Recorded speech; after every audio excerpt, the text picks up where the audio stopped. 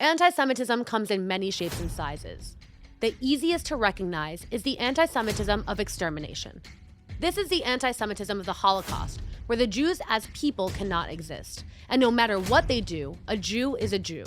The goal of the Nazis was to cleanse the world of Jews, an ethnicity they considered to be inferior. We've seen this time and time again. Think about the story of Purim, where a lottery was drawn and a date was chosen to kill all Jews simply because they were Jewish.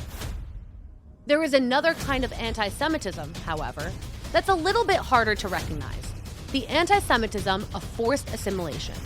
This is where a Jew can exist as a person, but can't exist as, you guessed it, a Jew. Think of the Spanish Inquisition. The Jews in Spain were faced with the decision to either convert, flee, or die. You can exist as a person, but you can't exist here as a Jew. This is similar to the kind of anti-Semitism we're seeing today. As anti-Semitism rises in New York, people who are visibly Jewish or dress modestly in public are at risk of being attacked in the streets. The solution seems simple. Have you tried looking less Jewish? Take off your kippah, wear a baseball cap, and hide your Magen David necklace. These are mutable traits, and if there's no visible Jews walking the streets, there's no anti-Semitism, right? Not exactly. Let's talk about the story of Hanukkah.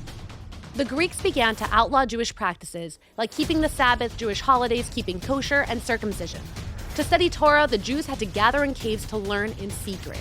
Jews can exist as people, so long as they were not Jewish. This, perhaps, is where we should take a lesson from history.